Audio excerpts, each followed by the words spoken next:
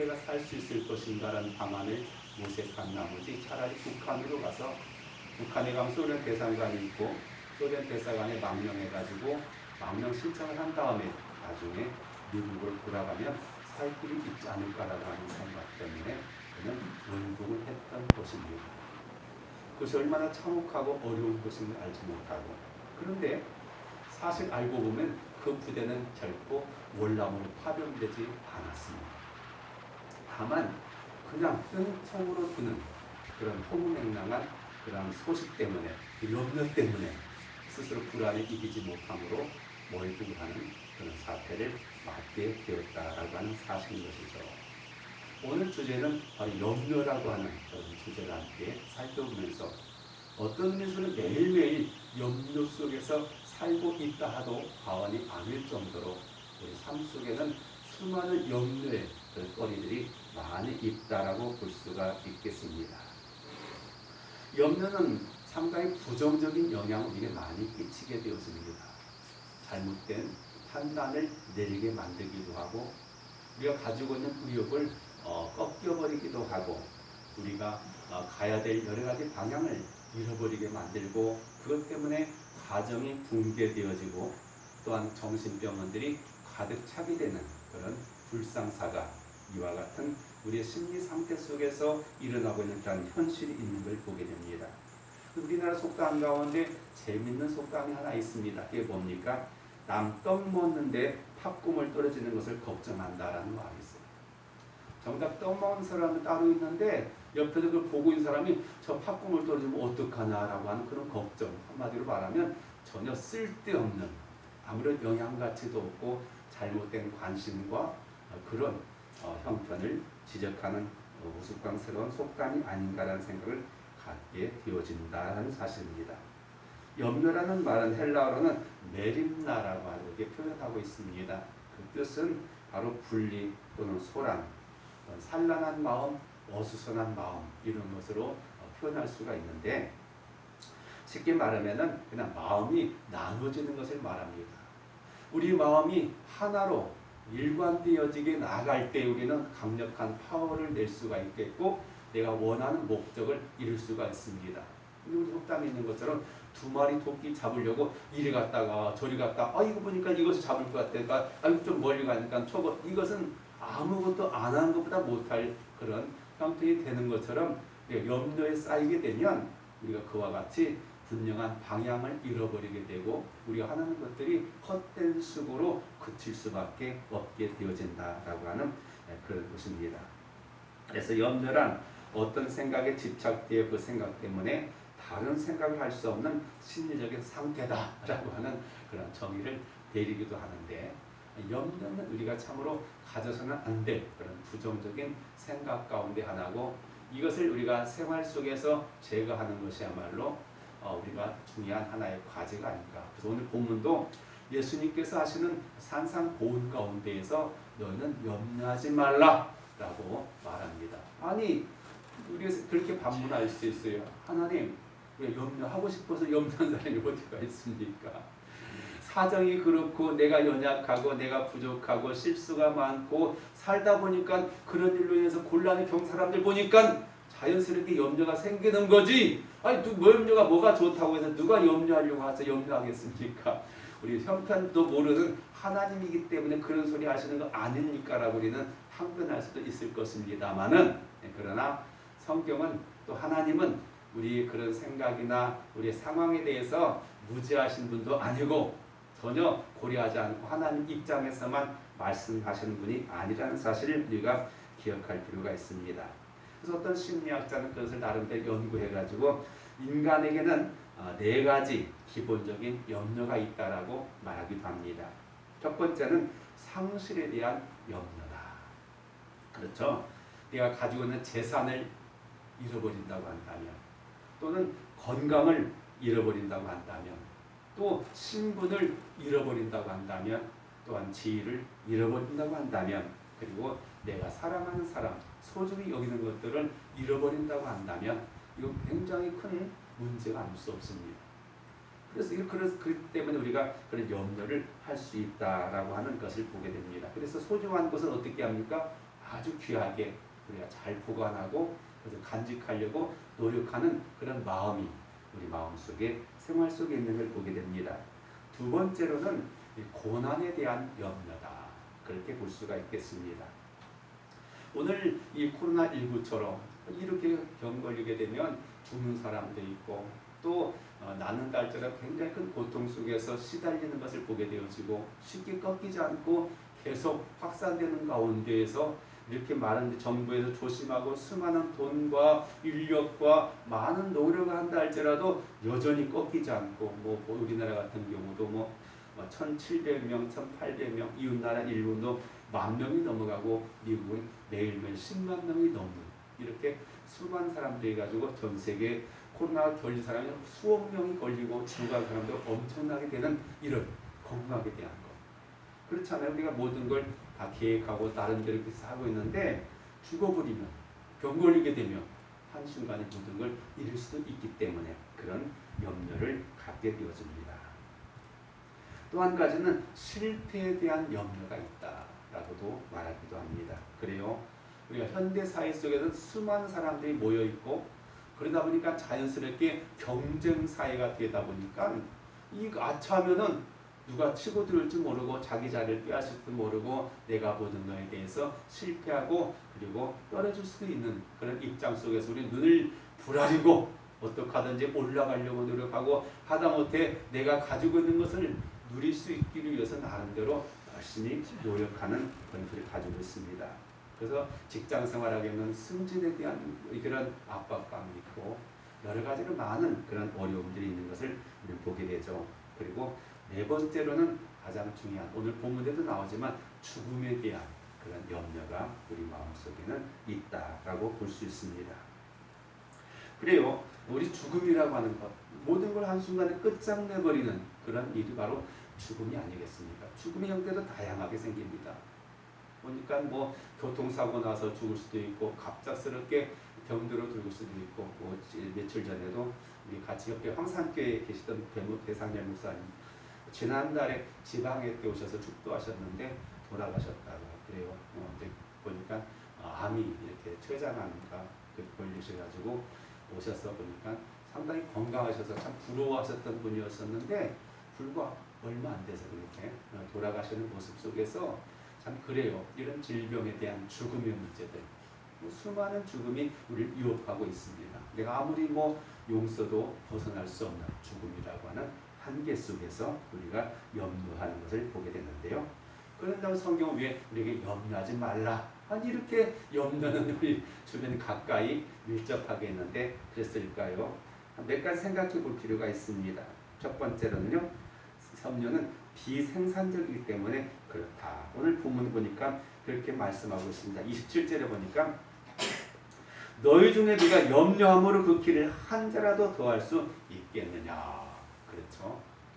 염려해서 키 크울 수 있다면 염려해서 문제 해결될 수 있다고 한다면 염려해야 되죠. 뭐 그냥 우리가 굶어서라도 해야 되고 잠 안 자서라도 해야 되는데 그러나 염려는 우리 내 건강을 해치고 내 시간을 죽이고 내 재능과 의욕을 상실케 만드는 것이 염려지 어떤 우리 문제 해결에는 전혀 한 푼의 도움도 되지 않는 게 그런 우리의 현실이라고 볼 수 있습니다. 염려는 비생산적인 일이다라고 말씀하고 있습니다. 그래서 염려는 흔들 의자와 같아가지고 아무리 흔들어도 뭐 그냥 제자리에 있는 거지 전혀 내는 움직이는 것 같고 뭔가 변화되는 것처럼 보이지만 그건 하나의 혼돈이고 착각이지 착시지 현실적인 문제는 해결은 하나도 되지 않는다라고 볼 수가 있겠습니다. 그리고 대부분의 우리 염려는 과거에 대한 것이 많이 있다라고 볼 수가 있겠습니다. 지난 날을 후회하고 염려하는 것은 결코 바람직한 것은 아니다라고 볼 수가 있겠습니다. 또 한 가지는 미래에 대한 것도 있습니다. 그래서 미래에 대해서 내일에 대해 걱정하고 그 다음에 걱정하고 그래 오늘 본문에 보면 내일에 염려하지 말라.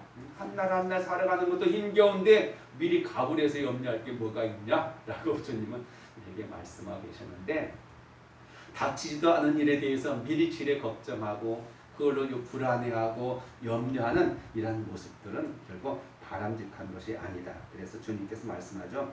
내일 일은 내일 염려할 것이고 한날의 괴로움은 그날로 족하니라. 이 말 속에서 우리가 느낄 수 있는 게 뭡니까? 아, 주님도 우리의 삶이 고단한 거 아시는구나. 그렇죠. 한날의 괴로움은 그날에 족하다. 그렇잖아요, 여러분. 우리 하루에 수고하고 애썼던 몸을 이제 우리 침상에 누워가지고 잠드는 순간에 얼마나 우리가 행복합니까? 그래, 오늘도 다 지나고 내일 눈 뜨면 새로운 하루를 우리가 새로운 마음으로 맞이할 수 있다고 할 때 얼마나 그 심히 그 잠이 우리 이제 중요한 것인가를 우리가 알게 되죠. 세네카는 이렇게 말합니다. 더러는 지나간 기억으로 자기를 다시 괴롭히고 더러는 장차올 재난을 염려에 고통당하는데 둘 다 어리석은 것은 하나는 지금 관계없고 하나는 아직 오지 않는 것이다. 그래요. 지나가 버린 건 버스 지나고 나서 손들발 소용없는 것처럼 지나가는 거니까 속기 잊어버리는 게 낫고 오지 않은 것은 부딪혀 봐야지 뭐 지가 깨지든지 내가 깨지든지 문제가 해결되든지 더 복잡하게 되든지 일단 그거 가지고 그때 현실 속에서 부딪혀 해결해 나가면 되는 거지 미리 그걸 염려하는 것이 아니라 우리는 대책을 세워야 되고 거기에 따르는 우리가 수단을 강구할 줄 아는 그런 자세가 오히려 바람직한 자세라고도 볼 수가 있겠습니다. 토마스 칼라 이렇게 말합니다. 우리가 해야 할 가장 중요한 일은 멀찌감치 떨어진 미래의 희미한 것을 바라보는 것이 아니라 바로 우리 눈앞에 뚜렷이 보이는 것을 행하는 것이다. 그래요. 그래서 우리 가장 중요한 건 지금 현재라고 하는 이 시간 속에서 이 문제 속에서 이 상황 속에서 내가 어떻게 최선의 삶을 살아가는 것이 지난 날을 우리가 후회하지 않고 미래에 대해서 우리가 자신 있게 나아갈 수 있는 걸음인가를 우리가 생각해 볼 수 있는 그런 자세다라고 볼 수가 있겠습니다. 그래서 지난 날 우리가 잘못한 것은 우리가 그걸 자책해가지고 그걸 바로잡는 것은 굉장히 우리가 성장하는 일에 있어서 소중한 일이 될 수 있을 것입니다. 그래서 그것 때문에 염려만 해가지고는 안 된다고 볼 수가 있겠죠. 왜냐하면 우리가 요즘에 보면 대선 나간 사람들이 얼마나 많습니까? 여당이든 야당이든 내가 적임자다. 이 정부가 썩어 빠져가지고 잘하지 못하는데 내가 하면 다 될 수 있다고 항상 듣던 이야기 아닙니까? 뭔가 변화가 되어지고 내가 이렇게 하면 새로운 사람들이 희망을 줄 수 있습니다 라고 말했지만은 지나보면 그 사람이고 별다를 바 없는 것을 우리가 볼 수 있습니다. 그렇게 한두 사람의 어떤 힘이나 역량 가지고 그렇게 변화시킬 수 있을 만큼 세상이 만만한 것이 아는 게 오늘 우리 현실이라고 우리가 보여줍니다. 그렇다고 볼 때 우리가 너무 미리 앞장서서 나가는 것은 결코 다른 것이 아니고 오늘 현재 하루하루를 감사할 수 있는. 그래서 제가 그 유행가 가수 가운데 보니까요 노래 가운데도 우리 상당히 긍정적인 게 있어요. 보니까 그런 것이 있어요. 나는 행복한 사람이라고 노래 부르면서 난 사랑하는 사람이기 때문에 나는 행복한 사람이다. 오늘 우리는요 뭐냐면 사랑 받을 때 내가 행복하다고 느끼는 경우에요. 그래요. 근데 중요한 건 성경은 우리에게 사랑하라고 말씀하셨는데 물론 사랑하는 것은 어떤 의미에서 우리가 수학적으로 보면은 경제적으로 보면은 손해 보는 것 같아요. 내가 시간을 투자해야 되고 노력을 투자해야 되고 정성을 투자해야 되고 뭔가 관심을 투자해야 되고 내 것을 손해 보게 되는데 그러나 그것으로 생기는 이익은 말로 표현할 수 없을 정도로 많은 것이 될 수 있다라고 우리가 보여진다고 하는 사실을 우리가 기억할 필요가 있다. 두 번째로는요. 염려에는 많은 손해가 있다라고 볼 수가 있겠습니다. 실제 요즘에 염려라는 것도 많이 있지만 스트레스라는 말이 굉장히 많은 우리 가운데 있잖아요.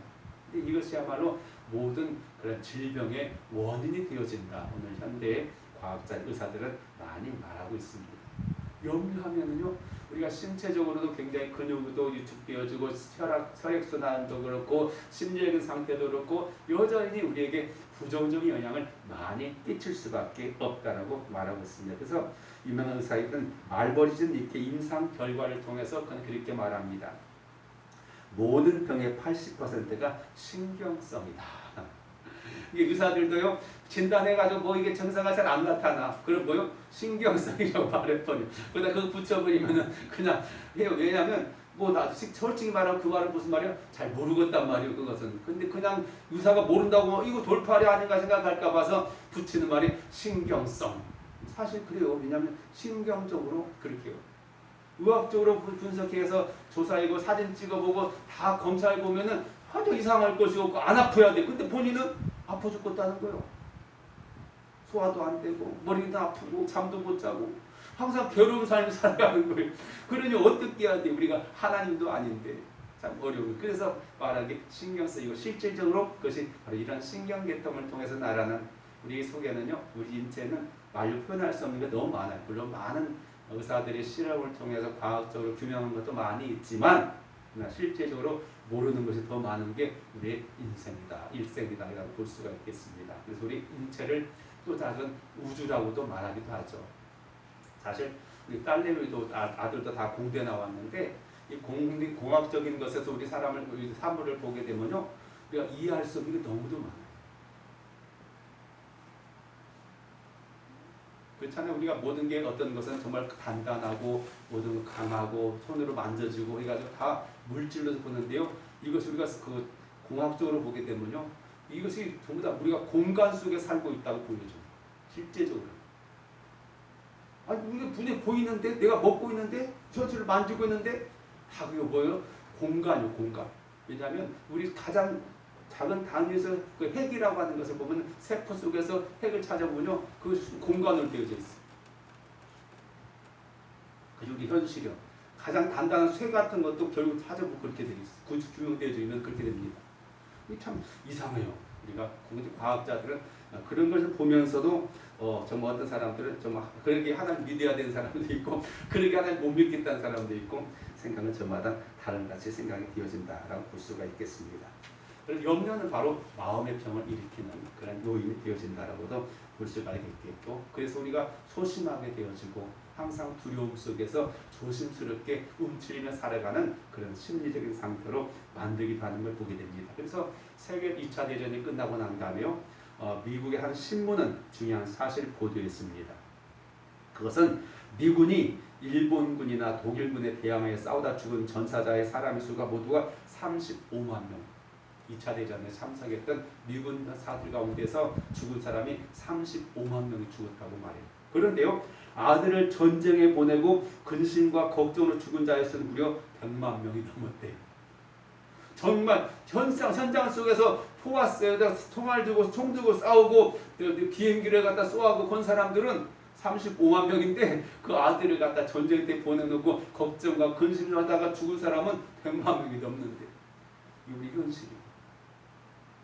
실질적인 것이 아닌데도 우리는 그런 두려움 속에서 염려 속에서 살게 되어져요. 그런데 성경을 보면요, 잠언서에 이렇게 말합니다. 마음의 즐거움은 얼굴을 빛나게 하여도 마음의 근심은 심령을 상하게 하느니라. 대단해요.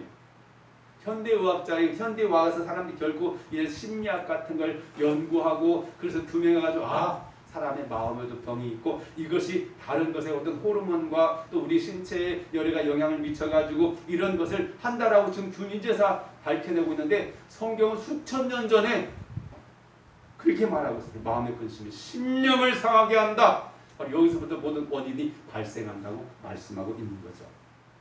잠언 12장 25절에 보면은 근심이 사람의 마음에 있으면 그것으로 번뇌하게 되나 선한 말은 그것을 즐겁게 하느니라. 사람의 말에 능력이 있어요. 그래서 우리가 부정적인 말을 하고 그런 태도를 취한 사람 같이 있으면 같은 사람이 되어줄 수밖에 없어요. 그렇기 때문에 우리는 내 스스로도 그런 긍정적인 말을 해야 되고 뭔가 장점 있는 것을 우리가 하는 게 중요해요. 사람들이 보면은 누구나가 양면성이 있어요. 좋은 점이 있는가 하면 나쁜 점이 있어요. 근데 어떤 사람은 꼭 그 나쁜 것만 꼬집어가지고 저 사람 이래서 들렸고 저 사람 들어서 미웠고 뭐 이렇게 생각하는 사람이 있는가 하는 어떤 사람 그냥 믿어주고 함께 그냥 있으면 그냥 옆에만 있어도 행복을 주는 사람이 있어요. 오늘 우리는 성도들 어떤 사람이 되어야 됩니까? 바로 그런 사람이 돼야 돼요. 왜냐하면 우리는 복음 전도자죠. 복음이 뭡니까? 복음은 기쁜 소식. 사람들에게 우울한 사람들에게 걱정하고 염려한 사람들에게 여러 가지 많은 문제 때문에 고통스러운 사람에게 희망을 줘야 되고 치료의 말 주고 용기를 북돋아 주고 칭찬해 줄 수 있는 그런 사람이 누가 돼야 됩니까? 바로 성도들이 돼야 돼요. 우리 뉴스를 보면요 별로 좋은 소식이 거의 없어요. 그 사람들은 뭘 좋아하냐면 사람들이 그런 것을 좋아해가지고 부정적인 것, 잘못된 것 이런 것들 갖다 꼬집는 걸 좋아해가지고 그냥 그런 거 나오면 특종이라고 해가지고 막 전부들. 그러다 보니까 뉴스 들으면 들을수록 아이고 세상 정말 못 살겠네 말세야 이 소리밖에 안 나잖아요. 뉴스 들으면 기쁜 소식은 오늘은 그런 일이 있었구나 참 좋다 정말 세상 살만 난다 이렇게 하는 뉴스가 있으면 좋겠어요. 근데 아무리 봐도 그런 소식 거의 없어요. 뭐 요즘에 같으면 올림픽한테 금메달 땄다네 뭐 이렇게 나오면은 조금 그래요. 뭐 그렇게 하지만 그 위에 보면은 별로 안 그런 것 같아요. 우리들은 항상 우리 생각들을 그런 것에서 좋은 것으로 하는 게 중요하다고 볼 수 있습니다. 그렇습니다. 요즘 보면은 사람들이 건강에 관심이 많아요. 특히 우리나라 사람들이 요즘 먹고 살만하니까 보약에 관심이 많고 건강식품에 대해서 얼마나 많이 하는가 몰라요. 그리고 많은 그 방송에 보니까 좋은 음식, 맛있는 음식 뭐 그런 것들을 연구해가지고 발표해가지고 그놈 먹으면 금방 막 행복해질 것 같고 뭔가 다 될 것 같은 음식도 참 많은데요. 정말 중요한 게 뭡니까? 우리가 기쁨과 즐거움으로 먹고 살아가는 사람이야말로 진실로 건강하지 뭐 그거 보약만 먹는다고 해서 잘 사는 거 아니더라고요. 우리 동서 가운데 한 분이 보니까 그 대전 사시는 분 보니까 그분이 그래요. 그 처형이 말 들으니까 몸에 좋다는 것만 다 먹었다 그래요. 일찌감치 돌아가시더라고요. 그러니까 안 돼요. 그거 안 되는 게 아니에요. 정말 중요한 건 우리 항상 하나님을 잘 믿고 찬송하고 감사하고 기도하고 이런 삶을 살아가는 것이 더 중요하다고 볼 수가 있겠습니다. 그리고 세 번째는요. 염려는 불신앙의 표현이기 때문에 그렇다. 왜냐하면 오늘 본문의 말씀에 그렇게 말하잖아요. 31절 32절 보니까요. 그러므로 염려하여 이르기를 무엇을 먹을까? 무엇을 마실까? 무엇을 입을까 하지 말라. 이는 다 이방인들이 구하는 것이라. 너희 하늘 아버지께서 이 모든 것이 너희에게 있어야 될 줄을 아시느니라. 하나님은 다 아신다고 말해요. 내가 필요로 하는 것. 그렇잖아요. 사실 그래도 오늘날 우리나라는 너무도 잘 사는 나라가 됐잖아요. 세계 10대 경제 때문에 돼가지고 정말로 그렇습니다. 그런데 오늘 우리는 물론 거기도 부익부 빈익빈이 있어가지고 상대적인 것 때문에 박탈감도 있고 우리가 그렇게 생각하지만 그래도 옛날에 비교해 얼마나 잘 살지 몰라요. 정말로 우리가 그런데요. 사람들이 그걸 행복을 느끼지 못하고 만족하지 못해요. 항상 앞을 보고 또 풍성한 것도 좋은 것 보다 보니까 그렇게 될 수밖에 없다고 생각이 되어집니다. 근데 오늘 성경은 말합니다. 염려는 누가 하는 거라고요?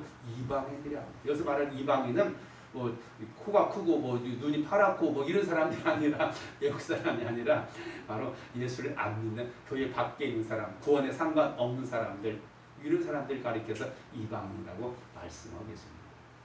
하나님 모르는 사람이 어쩔 수 없어요. 왜요? 아무리 잘났다고 해도 결국은 지옥 갈 수밖에 없기 때문에 진정한 평안과 구원을 얻지 못하기 때문에 그런 사람은 어쩌까지 하루라도 살아야 되죠. 왜요? 죽는 건 더 끔찍한 일이기 때문에. 그러나 오늘 우리는 안 그러잖아요. 우리는 뭐가 있어요? 구원이 있고 천국이 있고 우리 하나님이 계시죠. 그렇다고 한다면 우리 좀 더 당당하게 살아갈 수 있어야 된다고 말씀하고 있는 것입니다. 30절에 이렇게 말합니다. 오늘 있다가 내일 아궁에 던져진 들풀도 이렇게 입히시거든. 하물며 너희일까 보냐. 하나님이 세상을 사랑하시고 그 가운데 누굴 사랑하실까요? 하나님을 사랑하는 자, 하나님을 믿는 자, 그의 백성, 그의 자녀들 얼마나 사랑하시고 아끼시는. 우리를 내방쳐주고 너네 마음대로 사는 거 아나요? 너희를 고아와 같이 내 버리지 않겠다고 말씀하셨고 임마누엘 하나님이라고 우리에게 말씀하고 계시는 걸 우리가 알아야 되는데요. 그래서 조지 몰리는 그렇게 말합니다. 염려의 시작은 신앙의 끝이다. 그러나 신앙의 시작은 염려의 끝이다. 오스왈드 챔버스는 말합니다. 우리의 모든 염려와 걱정은 하나님을 떠나서 모든 일을 스스로 계획하는 데 기인되는 것이다. 그리고 하나님 없이 혼자 하려다 보니까 아무리 머리 써도 안 되고 노력해도 안 되고 수고해도 안 되고 기다려도 안 되고 그런 것이 많이 있다고 볼 때 우리는 하나님 안에서 생각하는 게 중요한데요. 그러면 이제 본격적으로 몇 가지만 생각해 봅니다. 염려와 걱정을 해결할 수 있는 비결이 무엇인가? 베드로전서 보니까요 이렇게 말합니다. 베드로 5장 7절에 보면은 너희 염려를 다 주께 맡기라. 이는 그가 너희를 돌보시니라. 이 믿음의 눈으로 바라봐요. 하나님 아시죠? 하나님 이 문제를 하나님께 해결해 주십시오. 근데 오늘 우리 문제는 뭐냐면 내가 원하는 방향과 그대로 하기를 원하기 때문에 문제가 돼. 거기서 하나님의 계획과 생각 그리고 내가 원하는 목표와 바람이 좀 차이가 있어가지고 거기에서부터 문제가 생기는 거야. 근데 우리 시작할 때부터 계획할 때부터 하나님 제가 어떻게 하기를 원하십니까? 하나님 뜻대로 하겠습니다라고 결정하고 나가야 되는데 하나님 생각을 안 물어보고 나는 이렇게만 되기를 원한다고 하는 그런 방향을 설정해 놓고 그리고 하나님 이대로 해야 됩니다라고 하나님 끌고 오려고 그래요. 그러다 보니까 어긋나기 시작할 때가 많죠. 우리는 시작부터 과정과 모든 끝까지 하나님의 뜻을 찾는 게 중요하다. 염려를 어떻게 해야 돼요? 주님께 맡겨야 된다라고 말합니다. 그리고 우리 속담에도 그런 게 있잖아요. 걱정도 뭐요? 팔자. 팔자. 그래요. 그런 걱정을 하는 사람이 있는 걸 우리가 볼 수가 있겠습니다. 또 어떤 사람은 염려가 습관되어 버린 사람이 있어요. 하나 인격처럼 모든 걸 그냥 부정적인 측면으로 바라본 사람이 있다고 볼 수 있습니다. 두 번째로는요. 염려하지 말고 기도하는 게 중요하다. 오스왈드 스미드는 말합니다. 우리가 일할 때 일하는 자는 우리들 자신이다. 그러나 우리가 기도할 때 일하시는 분은 하나님이시다. 그렇죠. 하나님께 기도하고 그리고 하나님 지금 같이 하시는 거 아시죠? 우리가 이렇게 나가는 그런 긍정의 마음이 필요해요. 하나님께 기도해 놓고 나름대로 하나님 하는지 안 하는지 관심 없고 내 마음대로 내 뜻대로 나만 하고 있는 것처럼 생각할 때 이건 굉장히 잘못하죠. 그래서 사도 바울은 빌립보 4장 6절에 말하잖아요. 아무것도 염려하지 말고 모든 일을 기도와 간구로 너희 구할 것을 감사함으로 하나님께 아뢰라. 그리하면 모든 지각에 뛰어난 하나님의 평강이 너희 마음과 생각을 지켜주신다. 거기서도 보면 하나님께 뭘 지켜주신다고요? 우리 건강을 지켜주시고 가정을 지켜주는 게 아니라 마음과 생각을 지켜주신다. 왜요? 사탄이 공격하는 것이 어디냐면 우리 마음과 생각. 거기서 허점을 노리고 들어와가지고 그 속에 딱 자리 잡고 있어가지고 우리가 부정적인 생각과 염려와 근심과 걱정 속에 빠져들게 만든 게 사단의 전략 가운데 하나인 걸 우리가 알게 되었죠. 요즘에 우리나라에서 간첩이 이렇게 또 활동한다 해가지고 나오잖아요. 이 간첩처럼 이 땅에 들어와가지고 지령을 받아가지고 자기들의 목적을 위해서 뭔가 정보를 갖다 알려주고 그래서 손해게 만드는 이런 일이 생길 수가 있다라고 볼 수가 있겠고요. 그 다음 세 번째로 보면 불신앙을 버리고 믿음을 가져야 됩니다. 요한복음 14장 1절 너희는 마음에 근심하지 말라 하나님 믿으니 또 나를 믿어라. 주님 떠나시기 전에 제자들에게 말씀하셨던 그 말씀이죠. 제자들은요 예수님 떠난다는 말이 그냥 청천벽력이었어요. 직장도 때려치고 가정도 멀리하고 오직 주님만을 바라보고 한결같이 그 주님만을 따라다녔는데 주바라기 했는데 주님 가신대요 그냥. 그러면 어떻게 하면 좋아요? 걱정할 수밖에 없죠. 나는 이제 어떻게 살지? 어떻게 내가 뭘 해야 되지? 그때 주님 말씀하십니다. 하나님 믿으니 또 나를 믿어라. 그 말씀 오늘에게도 똑같은 말씀인 줄 믿습니다. 그렇잖아요. 하나님은 우리를 신뢰하고 계시고 사랑하고 계시고 돌보고 계시는 하나님을 우리를 보게 되어진다고 말씀하고 있는 것이죠. 오늘 본문 30절도 말하면 이렇게 말합니다. 30절 오늘 있다가 내일 아궁에 던지는 들풀도 하나님 이렇게 입히시거든 하물며 넣을까 보냐 하면서 던지는 말씀 믿음이 적은 자들아 믿음과 관계된 것. 오늘 우리가 다시 한번 우리 삶을 점검해 보면서 우리가 믿음의 사람으로서 또 하나님을 신뢰하고 하나님의 뜻을 이루는 일에 우리 염려를 저리 보내버리고 하나님께 찬송과 기도를 통해서 하나님 함께 하시는 놀라운 능력권을 경험하는 삶이 되기를 간절히 기도합니다. 기도드리겠습니다. 사랑하시는